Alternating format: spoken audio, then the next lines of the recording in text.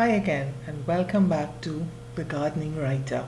Today we are going to look at one of the most unkillable houseplants ever, the pothos. Here it is, pothos. One of the most unkillable, if not the most unkillable houseplants. Every 2 to 3 weeks I put this plant on the sink, on the kitchen sink, and I soak it, make sure that the soil, the potting mix gets thoroughly soaked. Here we go, thoroughly soaked. And when it's been there draining for a few minutes, I put it back in the living room, in my dim living room, and it thrives. This plant thrives on neglect. The worst thing you can do with this plant is keep it overwatered or have it sitting in water in a saucer with wet feet. No, it will not thrive. As a matter of fact, that's one way to kill this unkillable houseplant. This is my living room.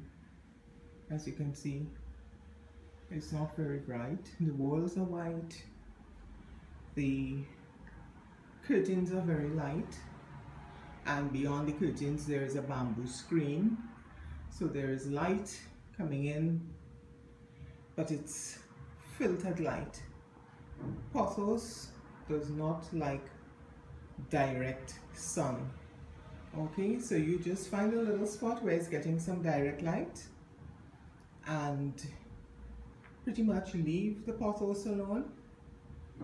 Do not overwater, and your pothos is going to be fine. I have had this pothos for about a year, maybe a year and a half to 2 years. Yeah, maybe a year and a half. And it's been sitting in that spot. All of these long vines, all of these are growth that,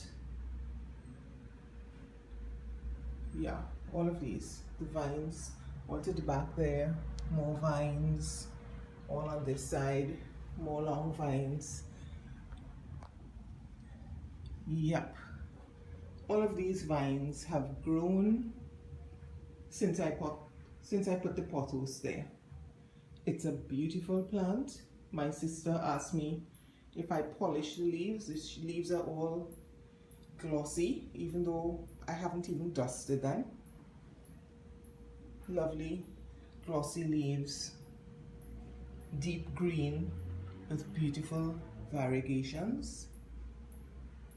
You see the white striations in the middle of the green.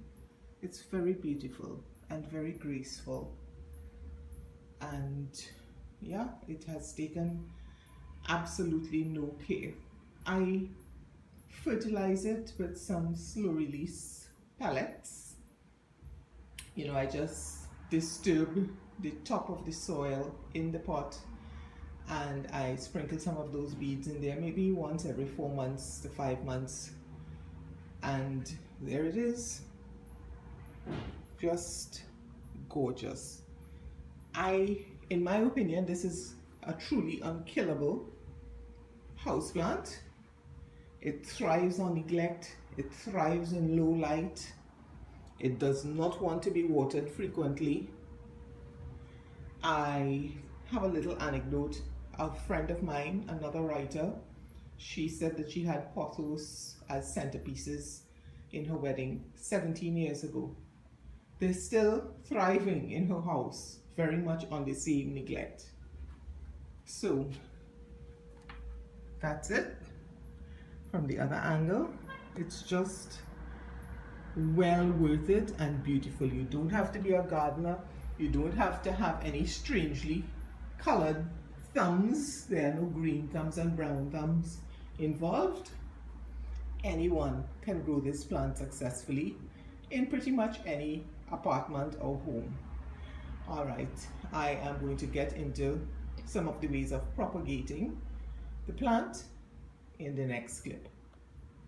Pothos is extremely easy to propagate. You cannot go wrong. Everywhere you see those arrows pointing, you will notice a little root-like structure, and every one of those root-like structures can potentially become a new plant.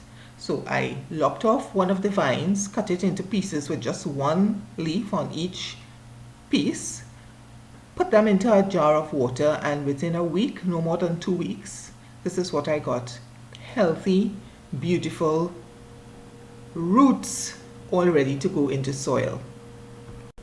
Next step, fill a pot with soil, potting medium, and plant the little bits with the roots attached. I use my fingers, tamp down the potting mix, watered, and then voila, a pot full of pothos.